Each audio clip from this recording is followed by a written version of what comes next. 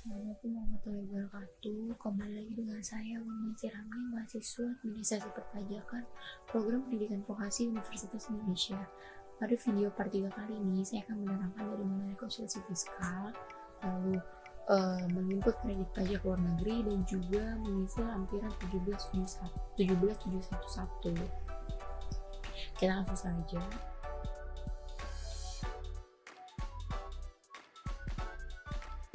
Step pertama, rekonsiliasi fiskal. Nah, di sini saya sudah membuat data rekonsiliasi fiskal PT MNF Perusahaan Indonesia. Di sini akan kita lihat di soal data-data yang terkait dengan biaya di atas adalah sebagai berikut. Yang pertama, penghitungan terus menggunakan mekanisme pencadangan, sedangkan selama tahun 2018 terdapat retro penjualan sebesar 180 juta atas barang yang rusak dan diklaim oleh pelanggan. Nah, di sini itu melakukan penghitungan mekanismenya pencadangan. Dalam pajak itu pencadangan itu tidak diperbolehkan. Jadi, yang terrealisasi itu kan sebesar 180 juta aja yang ini. 180 juta. Lalu jadi di sini kita koreksi positif sebesar 91 juta. Kenapa kita koreksi 91 juta? Karena retro penjualan di sini akan menambah jumlah pendapatan. Dan kenapa dikoreksi positif? Karena konsepnya koreksi positif itu menambah pendapatan dan mengurangi biaya, dan koreksi negatif itu mengurangi pendapatan dan menambah biaya. Seperti itu, dan juga menurut pasal 9 ayat 1 huruf C.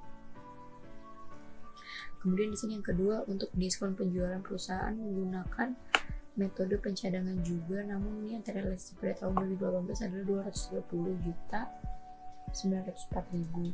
Nah, seperti tadi saya bilang di yang pertama itu pencadangan itu tidak boleh. Maka di sini kita koreksi fiskal negatif sebesar 127.803.000. Kenapa? Karena kan awalnya 103 ya. Terus yang terrealisasi itu sebesar 230 juta. Nah, nilai tersebut itu mengurangi dari penghasilan yang kita dapat, maka kita koreksi negatif sesuai pasal 9 ayat 1 huruf C juga. Terus lanjut di sini yang ketiga itu ada untuk persediaannya. Menggunakan metode kombil dengan tabel perbandingan antara harga pasar dan harga perolehan. Ada persediaan awal dan persediaan akhir yang menggunakan harga pasar dan harga perolehan. Untuk persediaan itu yang harus kita gunakan itu adalah penghitungan HPP berdasarkan harga perolehan. Jadi kita lihat berdasarkan harga perolehan. Maka di sini yang pertama itu untuk persediaan awal. Persediaan awal itu kita koreksi negatif. Di sini ada persediaan awal, kita koreksi negatif. Kenapa kita koreksi negatif? Karena akan membuat biayanya itu bertambah menurut pasal 10 ayat 6. Ini juga diselisih dari si fiskal dan komersialnya, kita masukkan yaitu kalkulasi ini di koreksi negatif. Lanjut lagi. Untuk persediaan akhir di sini, untuk persediaan akhir itu kita koreksi positif karena menurut ketentuan pasal 10 ayat 6 kita koreksi positif sebesar 750 juta. Oke, lanjutnya yang untuk keempat, dalam biaya pembelian sebagian besar barang dagang diimpor dari luar negeri. Nah, di sini sebenarnya hanya informasi kalau misalnya nanti tuh bakal ada kredit pajak PPh pasal 22. Untuk di next video nanti kalian bisa lihat sendiri. Kita lanjut lagi di yang kelima, dalam biaya gaji dan tunjangan terdapat pengeluaran PPh pasal 21 yang ditanggung oleh perusahaan 29 untuk lembur 80 juta dan tunjangan makan siangnya sebesar segini, bonus yang dicadangkannya 120 juta. Nah, untuk yang kelima ini untuk PPh pasal 21 ini di sini kan dia ditunjang ya, karena dia ditunjang di sini dia tidak boleh dibebankan sebagai biaya itu, karena yang diperbolehkan itu adalah karena yang diperbolehkan. Oke, sebentar ya teman-teman. Jadi karena masuk ke penghasilan bruto dari pegawai tersebut, maka ini tidak boleh kita bebankan sebagai biaya. Maka ini nanti akan kita koreksi. Kemudian lanjut lagi, di sini lembur 80 juta. Untuk lembur sendiri ini dia boleh jadi biaya, boleh kita bebankan sebagai biaya, dan tunjangan makan siang sebesar 34 juta ya. Untuk tunjangan makan siang ini boleh dibebankan. Lalu yang tidak boleh dibebankan lagi adalah bonus yang dicadangkan, karena dia masih dicadangkan kan.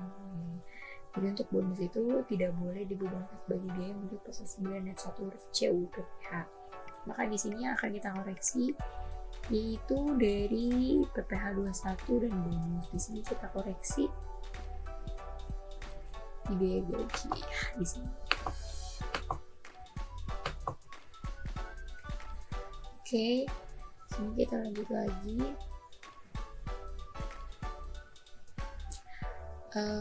Dalam biaya transport dan perjalanan dinas terdapat pembelian tiket uang saku 161 juta untuk perjalanan keluarga pimpinan kelompok. Nah, ini yang ke-6 ini untuk perjalanan keluarga pimpinan kelompok itu tidak boleh dibebankan jadi biaya. Jadi kita koreksi positif menurut pasal 9 ayat 1 huruf I UU PPh. Di sini kita koreksi positif sebesar 161 juta. Lanjut lagi, dalam biaya sewa terdiri dari sewa kendaraan operasional untuk 3 tahun, sewa komputer, dan sisanya adalah sewa mes. Nah, untuk biaya sewa terdiri dari kendaraan operasional 3 tahun ini boleh dibiayakan, namun tidak boleh langsung dibiayakan seluruhnya. Jadi nggak bisa kita biaya langsung untuk 3 tahun gitu. Karena menurut pasal 11 ayat 1 itu, untuk pengeluaran yang mempunyai masa manfaat lebih dari 1 tahun, pembebanannya melalui penyusutan atau amortisasi. Maka harus dikoreksi, yaitu 72 juta dibagi 3 tahun, dan sisanya sewa mes tidak boleh dibiayakan menurut pasal 9 ayat 1 huruf E karena berbentuk natural. Nah, maka dari itu kita koreksi. Di sini saya koreksi itu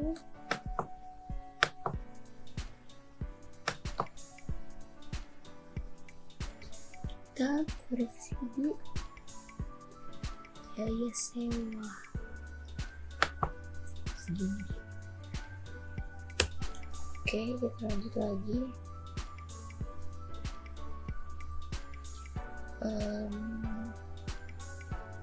Dalam biaya perawatan dan perbaikan terdiri dari biaya perbaikan kendaraan sedan kantor sebesar 3 juta per bulan mulai bulan Juni 2018, biaya kebersihan sebesar 400.000 per bulan, dan sisanya adalah biaya pemeliharaan mes dan ruang pimpinan.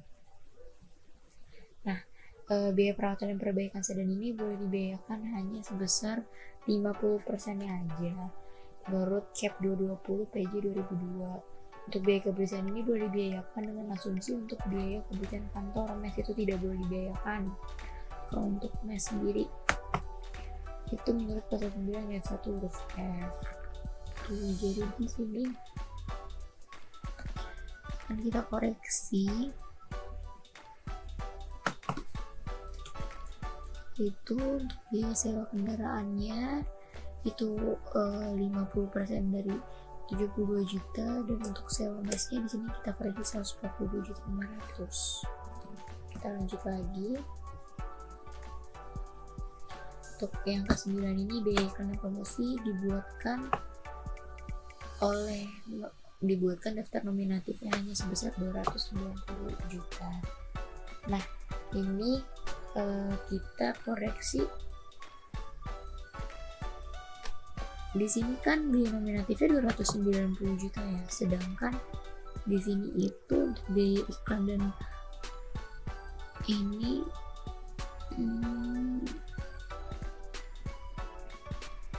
iklan dan promosinya itu 300 juta. Maka di sini kita koreksi 10 juta.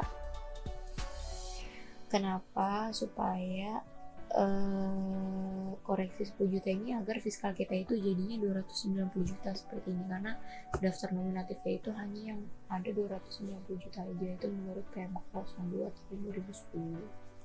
Nah, selanjutnya di sini kita lanjut yang ke-10 ya. Dalam biaya pajak retribusi terdapat pengeluaran untuk PBB mes, PBB pabrik, dan juga SKPKB dan STP. Nah, untuk PBB mes ini sendiri itu kita tidak boleh dibiayakan karena itu bersifatnya natural ya, ini punya pegawai, jadi tidak boleh dibiayakan. Nah untuk PBB pabrik sendiri ini itu boleh kita biayakan sebesar segini.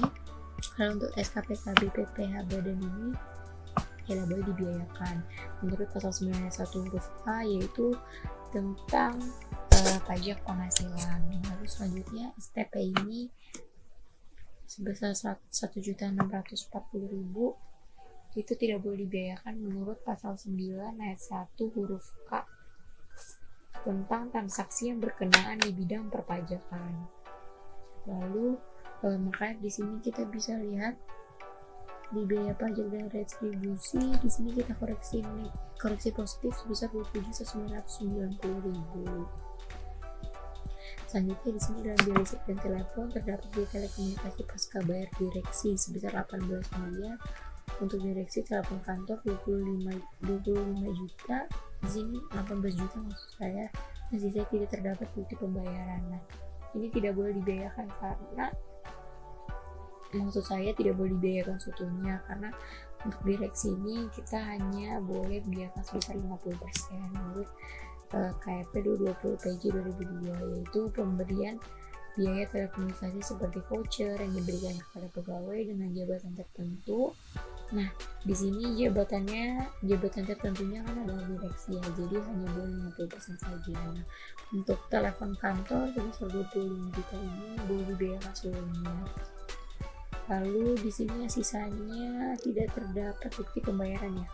Kan di sini tidak terdapat bukti pembayaran. Kalau di pajak itu semua sesuatunya itu harus pasti. Jadi kalau ada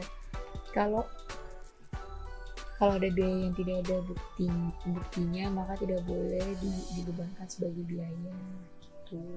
Di sini kita bisa lihat di biaya listrik, air, dan telepon. Di sini kita koreksi yaitu 9 juta dan 13 juta dikoreksi positif. Kita lanjut lagi, dalam biaya lainnya termasuk pengeluaran untuk sumbangan kebakaran di Tambora, biaya penelitian pengembangan, serta pengeluaran yang tidak terdapat bukti pendukungnya. Nah, di sini untuk sumbangan itu tidak boleh dibiayakan ya. Menurut PP 93 tahun 2010, biaya sumbangan yang boleh dibiayakan hanya untuk bencana yang dinyatakan pemerintah sebagai bencana nasional, contohnya tsunami di Aceh seperti itu. Nah, di sini ada lagi untuk biaya penelitian dan pengembangan riset di Aceh sebesar 45 juta. Itu boleh dibiayakan menurut pasal 1 huruf F. Lalu selanjutnya di sini ada serta pengeluaran lain yang tidak terdapat bukti pendukungnya. Nah, ini kan tidak ada bukti pendukungnya seperti yang tadi saya bilang, di pajak itu semua harus pasti. Jadi jika tidak ada bukti pendukungnya maka tidak boleh dibiayakan seperti itu.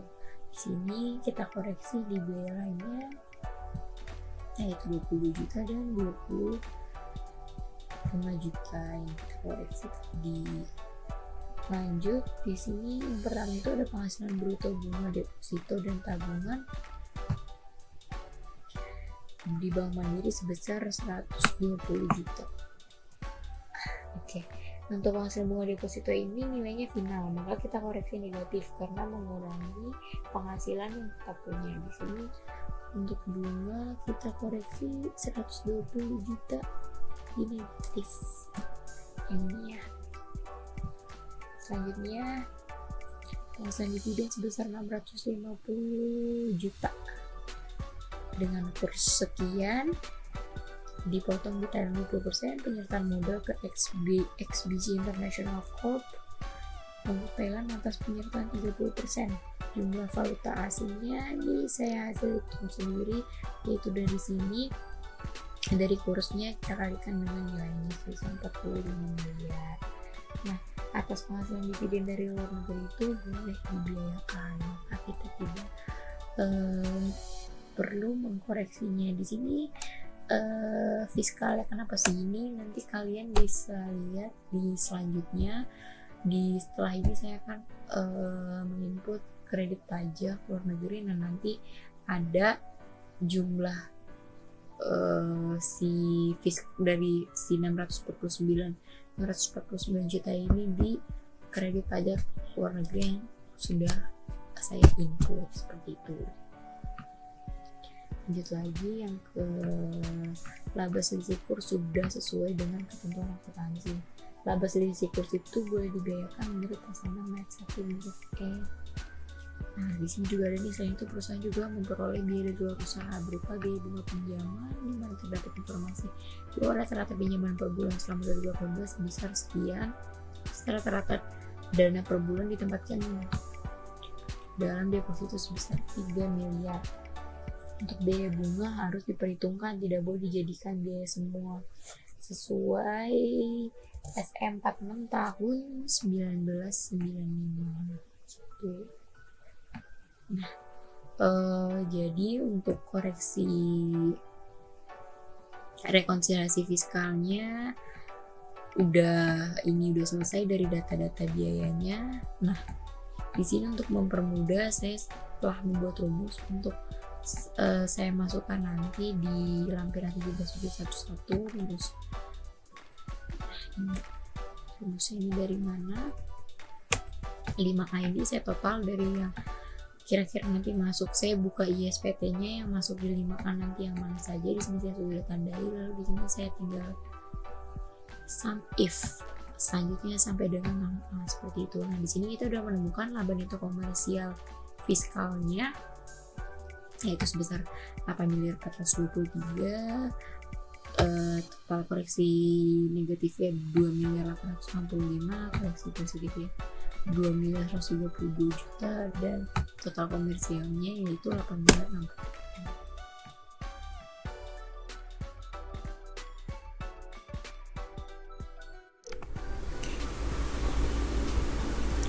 SPT PPH, lalu kita ke laporan khusus, selanjutnya kredit pajak luar negeri. Sini kita catat baru. Nah, nama pemotongan ini sudah saya masukkan, kalian memasukkan di sini. Kalian catat baru dan kalian isi di sini teman-teman. Karena ini sudah ada, jadi kita tinggal langsung klik saja. Jenis penghasilannya dividen dari mana ini? Di sini dari Sokal. Sudah tertera ya teman-teman dividen.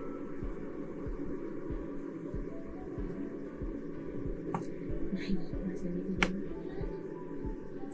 Oke, setelah itu mata uangnya yaitu BAT Thailand. Jumlah neto foreign hasilnya kita terap Sokal yaitu yang ini 1470 721.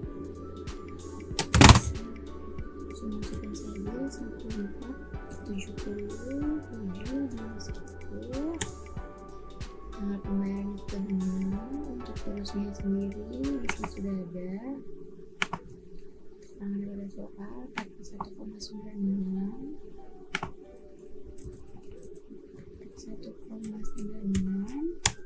lalu jumlah netonya langsung seperti ini ya teman-teman, langsung seperti ini. Terus di sini untuk pajak terutangnya yaitu sebesar 294 144,20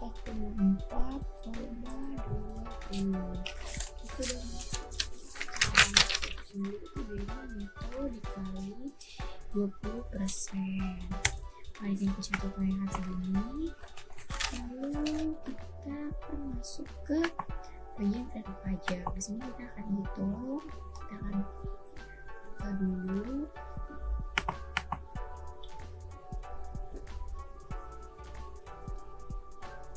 PPh 24. Di sini saya sudah menghitungnya.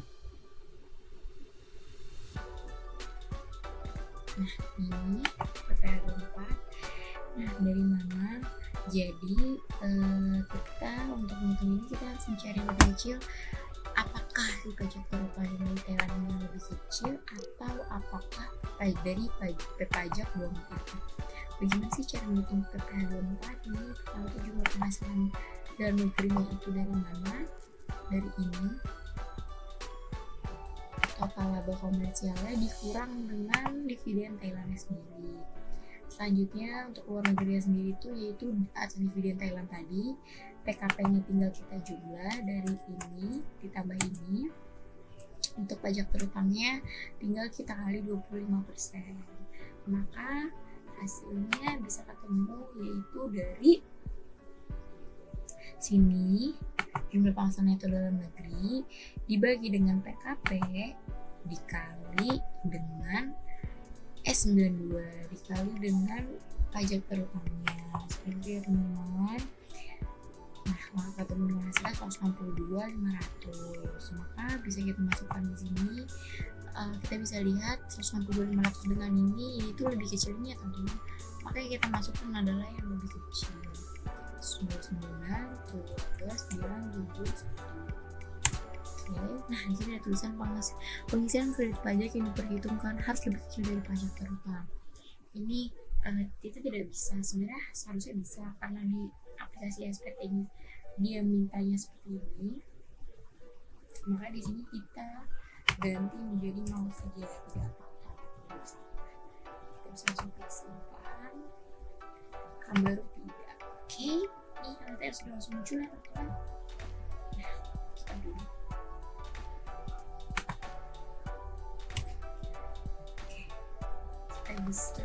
Step ketiga, lampiran 17711. Pada step ketiga kali ini kita akan mengisi lampiran 17711.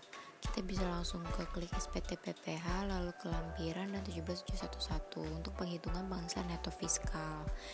Di sini kita bisa langsung saja lihat di soal untuk mengisi peredaran usaha itu berdasarkan laba bersih ya. Penjualan bersih maksud saya di sini penjualan bersihnya itu sebesar 46 miliar 617.989.000. Lalu selanjutnya ada penghasilan dari luar usaha. Kita bisa total dari bunga deposito, dividen dan laba kurs. Laba selisih kurs sebesar 2 miliar 20 juta. Ini kita total tiga-tiganya. Lalu selanjutnya kita akan mengisi untuk penghasilan yang dikenakan PPh final.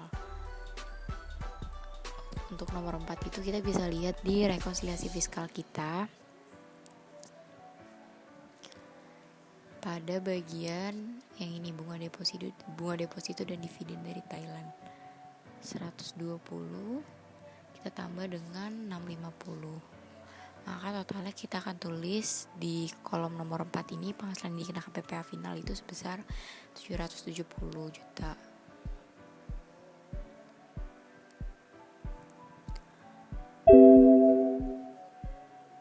Nah, di sini sudah ada nih data-data untuk mengisi halaman 2 yaitu nomor 5. Yang pertama nomor 5A kita bisa masukkan. Di 5A itu ada dari koreksi positif ya, itu dikoreksi positif 344 juta.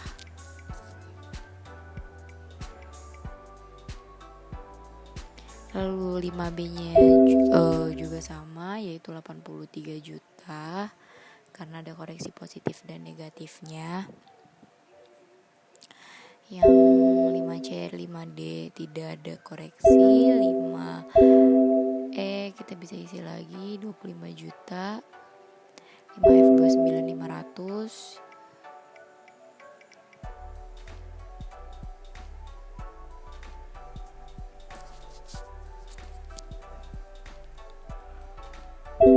G tidak ada. 5H 20 juta.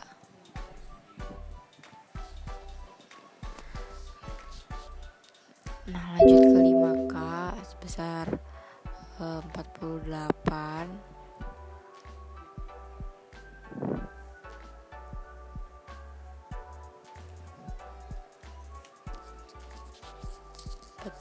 Juta ya, 48 juta.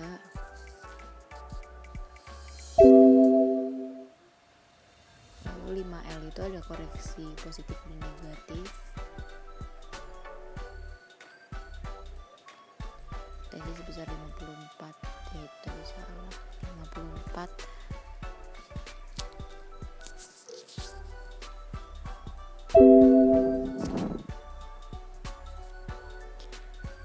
Nah, ini udah semua kita isi. Kita bisa lanjut ke halaman 3. Di sini ada kan kita isi pada kolom 6D ya. Oke. Ini sebelumnya untuk yang 5L itu tadi saya typo, ini saya pindahin aja di sini untuk mengisi kedua-duanya. 5L itu seharusnya kita isi yaitu untuk nomor 6D ya. Itu saya salah memberikan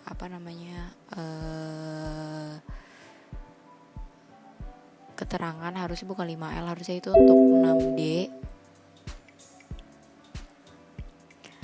Maka di sini neto fiskalnya